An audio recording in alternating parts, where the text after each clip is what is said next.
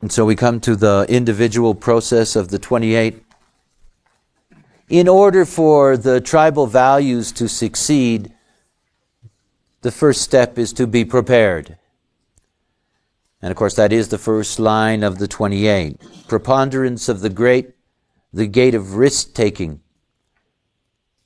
And when we come to the 28th gate, we come to the right angle cross of the unexpected. The 28, the 27, the 31, and the 41. And this right angle cross of the unexpected is just that. You have no idea what's going to pop out of that. Which means at the moment that you go from your wish leads you into the unexpected. Isn't that lovely? Left angle cross of wishes leads to the right angle cross of the unexpected. You never quite get what you wish for. Above the 28, it says the transitoriness of power and influence, which is a very good credo if you think that your values are going to be able to be a worldwide established law. The transitoriness of power, sic transit gloria mundi. The first line, preparation. The 28th gate is the beginning of the intuitive process. The 28th gate is a gate of deep acoustic potential. It hears very well.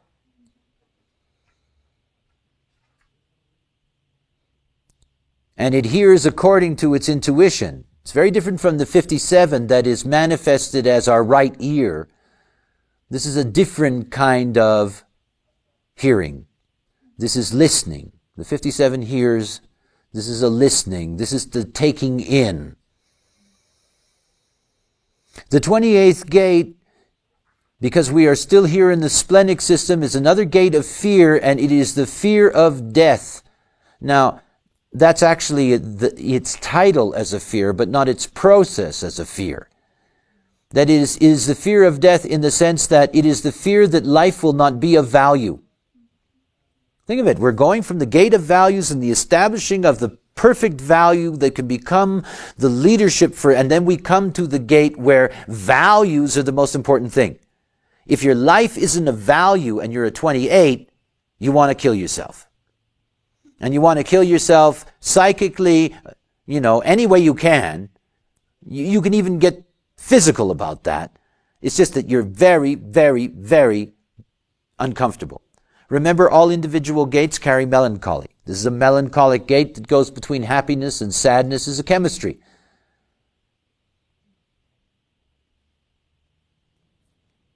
The desire to be effective manifested in the application of energy to detail.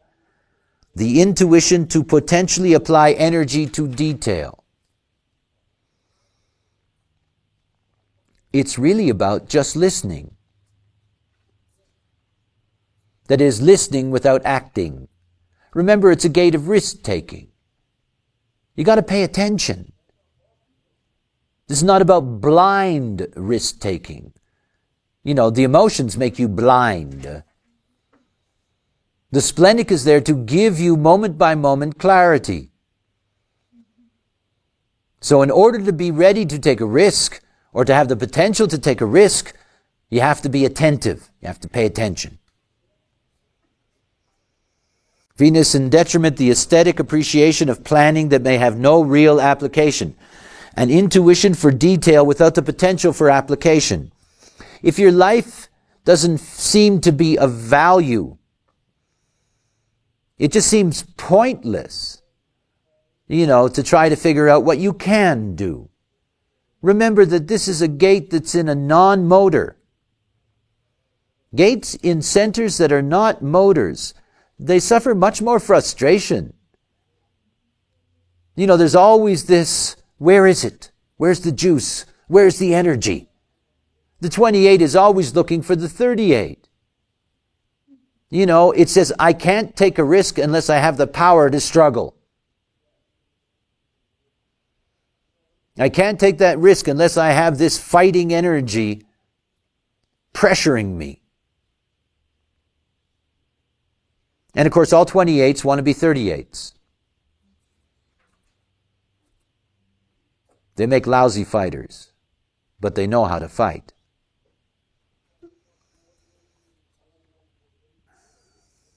The second line.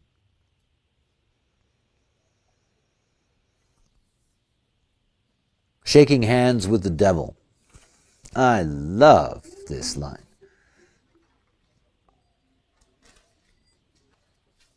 Distasteful alliance. The Son exalted, a means, however unsavory, that is justified by its end. Remember something, the 28 wants to know that life is of value. If the devil comes to you and says to you, knocking on your window, bringing you out of your nakedness while you're wandering around in the house, and they say to you, would you like to be the world's greatest opera singer? Blah, blah, blah, blah, blah. Will that make your life of value? And that person in there says yes. Then you can get their soul and both of them are happy.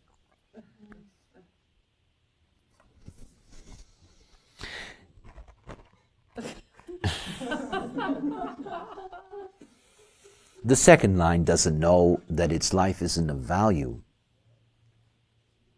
It only knows that when somebody calls it out. And the moment that somebody calls it out, they take a risk that the person who's calling that out can really bring value to their life or not. The unsavory alliance is simply the fact that the second line doesn't know who's going to call it. I mean, think about the bigotry that's in the 13.2.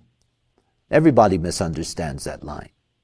The bigotry in the 13.2 is simply that those people who are listeners, who always have people telling them stuff and calling them up and crying on their shoulder and blabbing in their ear, that the second line, because it doesn't know that anybody wants to do that to it, constantly gets all kinds of people doing that to it, and it learns not to like them.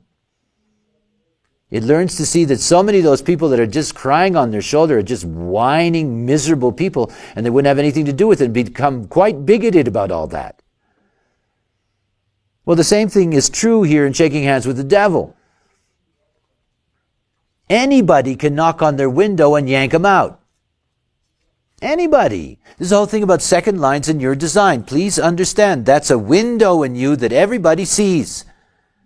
They look right in it. I can get this one to take a risk. I can just look in that window and see they're ready to take a risk. They're ready to take a risk because they're not happy. They don't feel like their life is of value. I can look in there and let them know the moment I make contact with them that they've got a shitty life and I'm going to make it better.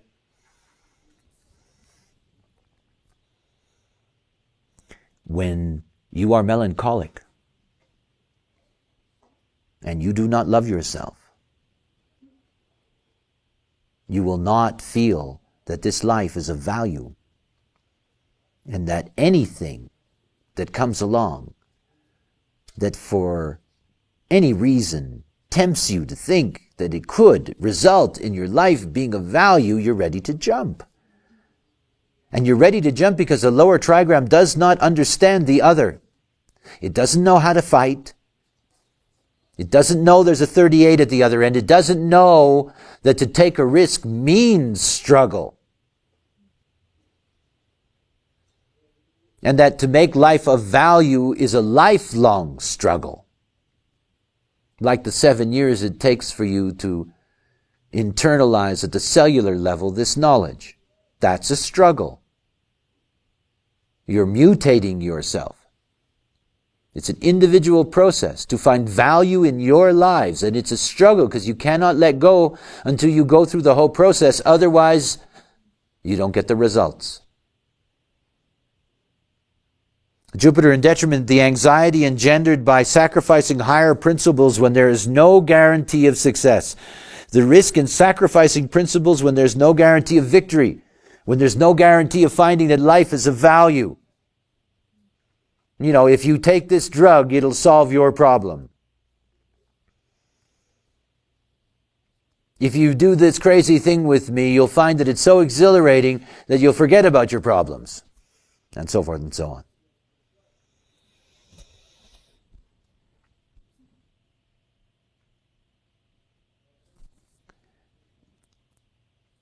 if you carry an individual gate, you have to recognize that the happiness and sadness that comes with that melancholy is not something you can apply reason to. Because the moment that you do that is the moment that you get caught up in that whole process and you're lost.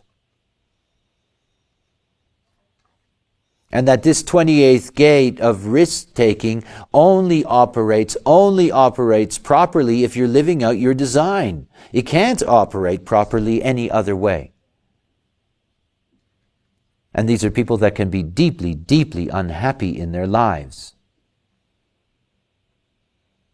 You know, one of the reasons for incorporating profiling and Global Incarnation Index information is so that once you know the three views of your design, the definition, type, and authority, that you can get a sense of what your purpose is. It's such an important thing for human beings to know that the process is of value, that life is of value, that your life is of value.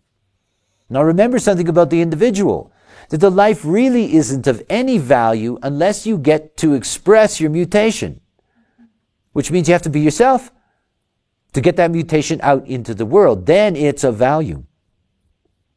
Third line. Yeah. If you have a gate of risk-taking and you have a third line, you know right away that you got a lot of risk-taking going on. Bonds made and broken, adventurism, unfounded risk-taking. By the way, this generation populates the planet.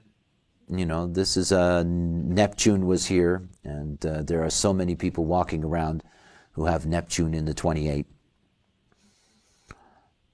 Also, from 58 to 60 or 61, that era anyway. Unfounded risk-taking. A basic conservatism that even in adventurous acts is necessarily prudent. You know, this is an intuitive caution and risk-taking in times of struggle, but the risk-taking is always being done. In other words, these are people who always say to you, nah, it's not much of a risk.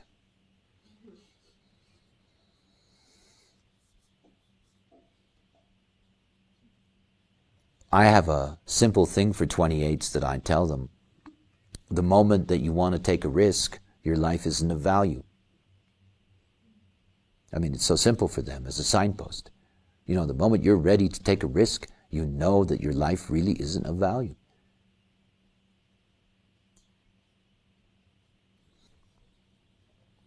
Jupiter in detriment here, a perverse manifestation of Jupiter's expansiveness where risk-taking is rationalized and failure ensured.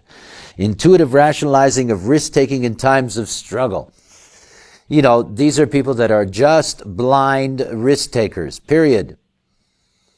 They're constantly jumping into things to see if it'll make life of value for them.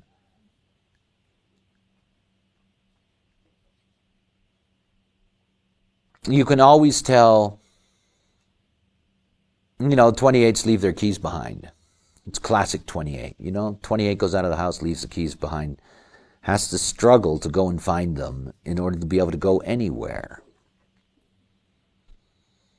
If you really are living out your own nature, the keys that you carry are of value to you. And you know where they are. And there's no struggle.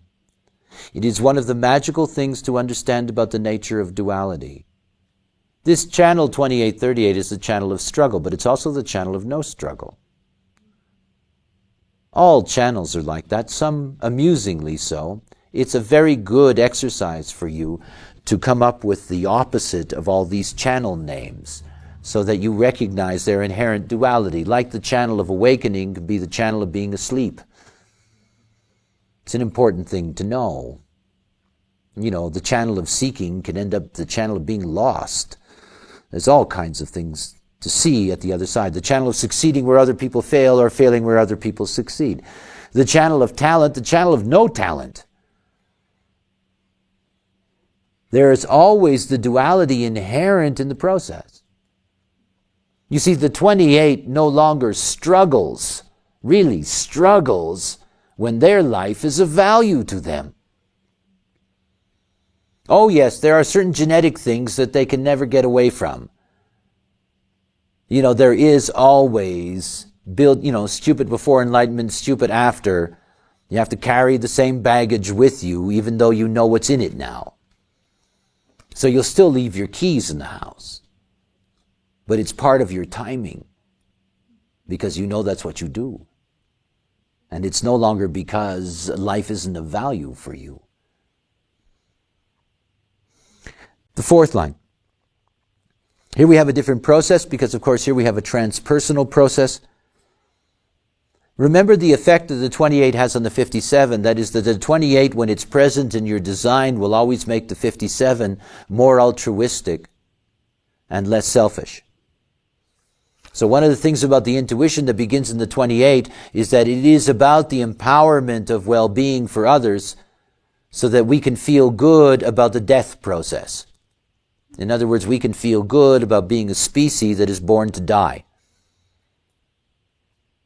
And you can only feel good about being a species that's born to die if you see that there's something of value that is the direct result of your movement. Fourth line, holding on, transpersonal, externalizing, recognizing that the struggle is at the other end. That makes a big difference.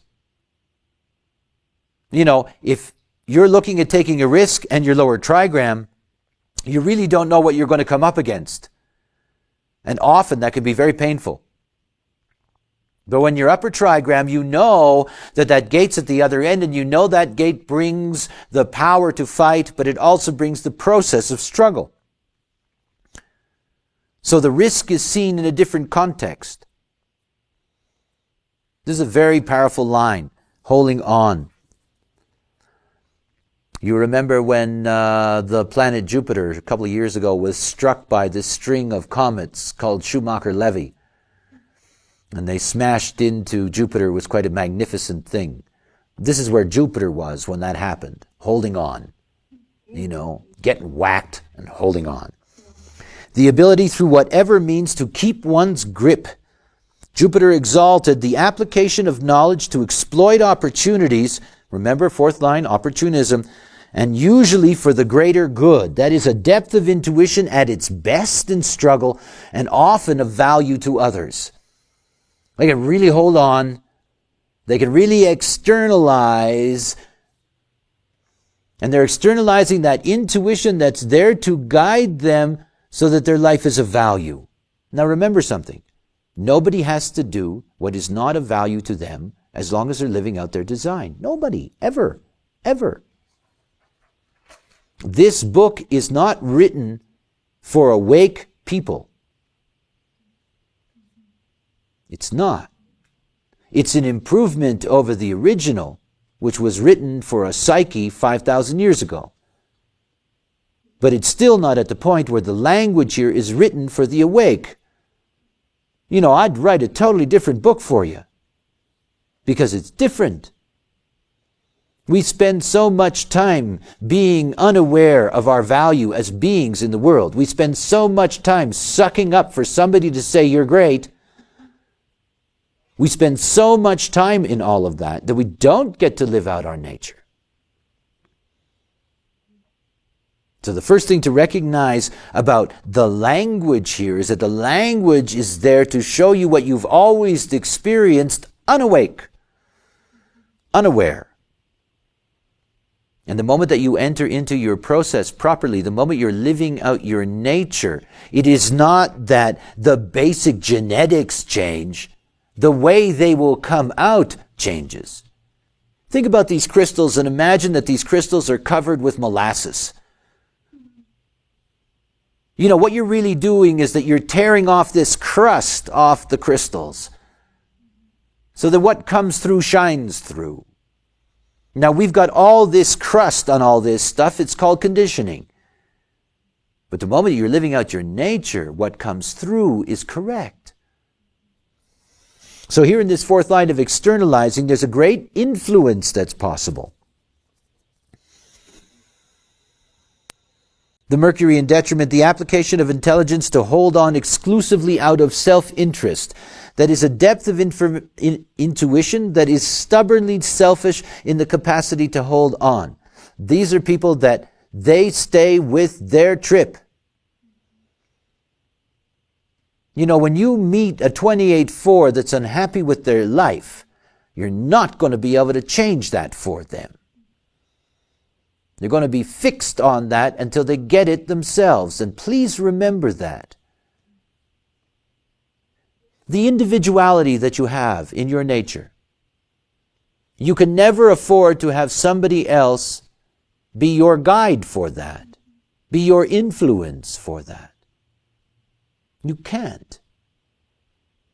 The 28-4 that's depressed, that's turned its melancholy into depression, and you say to them, here is a way for... They don't care. You can't teach them. They have to know it themselves. Because it is individual. And as part of the caring process, individuals care in a very peculiar way. You know, you have two individuals that are standing at a street corner, and one individual steps off the curb, and the other individual sees that there's a car coming. And that person reaches to the individual in front of them and grabs their jacket and pulls them back. You know what the individual that's pulled back says? What the hell you think you're doing? You don't think I can cross the street, you idiot? Get out of my face. They don't talk to each other for a week. You know what proper individual caring is? The individual steps into the street, the other individual sees the car coming and waits to see what happens. And if the individual steps into the street, gets hit by the car, that's the moment that you go over and say, can I help you? Would you like me to care for you now? I think you need it. So you go up to any individual that's depressed and tell them that you've got the answer. You know, they're going to blow you right off. That's why if you can't live out your own design, all the individuality in you just torments you. Because once you're living out your own nature, those things will come out properly. When we get to the end of the last 7 minutes and 30 seconds of the fourth line, we move into the juxtaposition cross. And the 31 and the 41 out of this cross of the unexpected is exchanged for the 33 and the 19. So we have the juxtaposition cross of risks, 28, 27, 33, 19.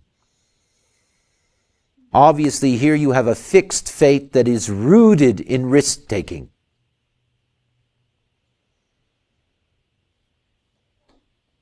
And of course, they're going to be very powerful forces in the sense that they have this gift of surviving, in that sense, risks. The left angle cross, because this cross contains two of the gates of the four ways, that this left angle cross is the left angle cross of alignment. And this left angle cross of alignment is keyed, first of all, to the 28-5. We have the 28, 27, 33, and 19. This fifth line, I adore this fifth line. I have fallen in love with this fifth line all my life. My mother has a 28-5. My daughter has a 28-5. My lover has a 28-5. Two of my ex-wives had the 28-5. My dog had the 28-5. I seem to like the 28-5. I have the 57-5, so it makes sense. But nonetheless, the 28-5 is something I know very well. And it's deeply misunderstood by other people. It's called, after all, one of these delicious words again. I love this one. Treachery. Makes people really uptight. The abuse of trust. Remember, there's a rust in trust. Think about what the 28-5 is all about, and then you really understand it. First of all fifth lines are rooted in the general and the heretic, and they're rooted in practicality in times of crisis. Here in the 28th gate, what we want is that the 28th gate wants to see that life is of value. And in order for it to see that life is of value, it is always ready in times of crisis, that's at the moment that it's not of value, to seek out what is of value. So you've got the classic 28-5 situation. You've got somebody who wants to take up some yoga. They get a yoga teacher. They love the yoga teacher. Makes life of value. The yoga feels good. Everything's terrific. Everything's wonderful. Everybody's happy. And then, one day, having coffee with a friend, the 28-5 hears that there's a new yoga teacher in town and that they're even better. And they leave their yoga teacher that they were very happy with, and they immediately go and check out the new one. The yoga teacher that they leave behind, their exact words are, treacherous bitch. You know? I lost the money that I was getting regularly. They were hypocrites. They really seemed to be happy. You know, I really thought we had a good relationship. They didn't even say goodbye. Gone. Treachery. This abuse of trust is a myth. If you get to the ultimate yoga teacher, they'll still be looking for something else until they get what is really of value for them in their life. Now, they don't do it all the time. Remember, because it's a fifth line. They're always going to wait for those moments of crisis, those moments where they can. And remember, because it's a line of projection of the seducer and the seduced, they can be easily seduced and they can seduce others. You know, they have their teacher, everything's fine, and that friend can seduce them just by suggesting for a moment that there would be one that's even better. And in the dream that in finding one that's even better, to be able to finally feel like life is really of value. Yo-yo. The manipulation of the collective, that while pitting one faction against the other does not directly support or reject either. The intuitive capacity of the game player to provoke struggle amongst others. The moment that they go from one place to the other and leave the others behind, you got a whole struggle. And you get all this political stuff that comes out, and all of this seeking of revenge, and the whole struggle ensues. It's all projection. The sun in detriment. Always interesting to see sun detriment positions, because of course you know that here in the 28-5, if the sun's in this position in terms of an incarnation cross, then the 28-5 only operates through this solar detriment. And there is no exaltation. So the vast majority of people that have the 28-5, who have the 28-5 solar, their personality sun, all of these people are only carrying this detriment energy. The breaking of alliances with trusted forces to align with more powerful forces and its attendant destabilization of the whole. The intuitive recognition in times of struggle to know when alliances must be broken and its destabilizing effect on others. Do you know how many 28-5s come into my life and they've just left this guru or that teacher or that system or that technique or that thing, and they're coming? I love it. This is their whole process. If you want to see that life is of value for you, and values have been our theme this morning. If you want to see that life is really of value for you, you can only discover that through living out your nature. You can only discover that by being your definition and your type and your authority. You can only know that. Your authority will dictate what values are important to you, are necessary for you. You can't know any other way, and you can't know how to approach any of these things until you're living out your nature. You cannot go seek them if you're a generator. You cannot go seek them if you're a projector. The vast majority of humanity are non-doers. You really have to wait to be clear. And you have to wait within your own matrix, within your own definition, so that you can be correct in entering into anything. And then all of that works properly. 28 fives are supposed to be treacherous. They're supposed to be treacherous until there's no need to move on. And they can get there. They can get there by finding in that moment of crisis exactly what works for them. And be fulfilled in that. But that happens by living out your nature. And so we come to the 6th line. Remember, this is a cross of alignment. And it is this alignment, mystically, I talked to you about fractals. It's this alignment of realizing that there is a hierarchy of yoga teachers. There is.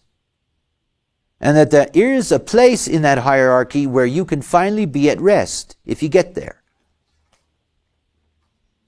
And that blaze of glory, the 6th line, represents the fear that instead of just accepting that you get there to your place in the hierarchy, to the teacher that is there for you, that you can never get to the top of that hierarchical position. You can never get to, in that sense, your ultimate teacher. And of course, the 6 is all about that. It wants to get up on the top of the hill.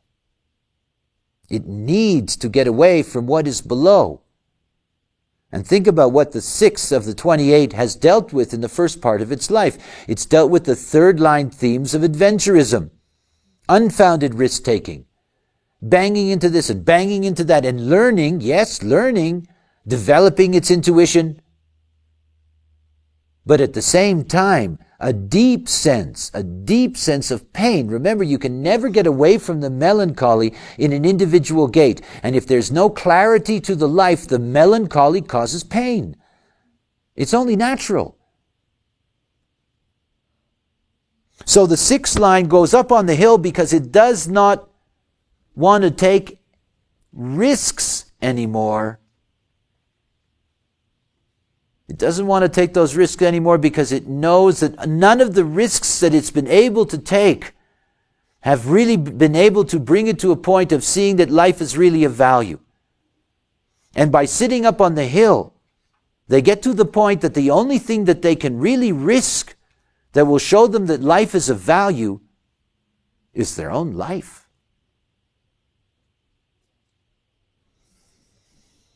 Blaze of glory. Sacrifice rather than capitulation to the law of deterioration. Now again, this is a learned process. It's a learned process. Pluto exalted. Regeneration and renewal no matter what the price. The deep intuitive drive to win no matter what the cost. They're driven. They're driven that the risk must bring the reward. That it's not simply just a stage in the process. They're tired of that. They want the whole cookie. They don't want little bits. They want to be able to take, that's why they're sitting up on the hill saying, what is the ultimate risk I can take? And of course, that's dangerous business. Neptune in detriment, self-destruction. The deep intuitive fear of defeat and a potentially profound hopelessness in times of struggle. Now, please understand that in most cases, the way this, and there's a lot of people who carry this, in most cases, the way that this is lived out is that people get deaf. In the sense that they stop listening, and if they stop listening, they don't hear the risks that are around them, and they can end up hurting themselves. They stop listening. The 28 and the 57, that whole stream, everything about individuality is acoustic in nature. It operates in the acoustic realm. And here, when you're dealing with the individual side through the splenic system, you're dealing with the acoustic capacities that are our right side. That is the logic side of our brain. So the hearing that's in the 57 of the right ear and the 28 is this basis of that, which is the listening. This is the acuteness. This is the listening for that one thing that will either give you the possibility of being able to transcend, or that one thing that scares the hell out of you that you know you have to be ready for. And when that hearing capacity goes, when you're not catching that, then you're deeply at risk. It's not that these people go into their house, take their belt off, and hang themselves. It is true that there are people, it's a vast spectrum. There's tens of millions of people that have this activation. What it really means is that they get to the point, because they don't listen, that they eat too much, that they drink too much, that they drive just too fast. Everything, because they're not listening, everything gets closer and closer and closer to the edge. When they do smash up, if they survive, it may be the necessary satori. In other words, in surviving, they may be so overjoyed that they survived that they discover their life is of value to them. Wow, I didn't die. But it tells you how desperate they are to see that life is of value. And because they're not listening, there's no rationality here. It is irrational. The only thing that saves the 28.6 is the 28.5.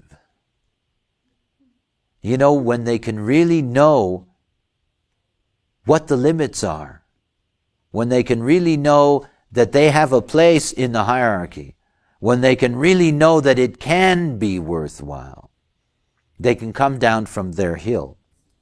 When they do, they step into the 44, the magic of alertness, the magic of really being able to understand the world and how it operates.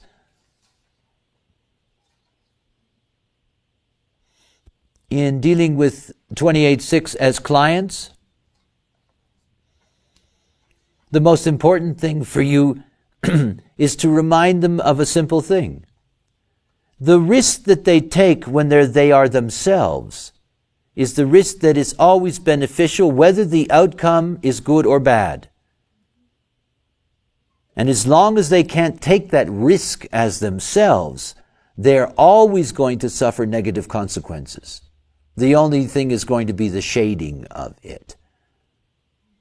But most important, whenever dealing with individuality, is to explain clearly the melancholic quality that is there. The moment I see a defined individual channel in somebody's design, I already automatically talk about melancholy, because it will be there. And that unless that melancholy is recognized and understood for what it is, that it's a chemistry, that sadness is creative, that happiness is productive, then you won't have people that are making risks based on their melancholy. And that's what's so disastrous. It's natural for these beings to take risks, and they are gifted in their potential, whatever the variation is, as themselves. But not as themselves, as conditioned by their melancholy, or conditioned by a lack of awareness about their own nature, then they're always going to suffer. And this is a gate that brings great suffering. This is a gate that says life is just a bloody drag.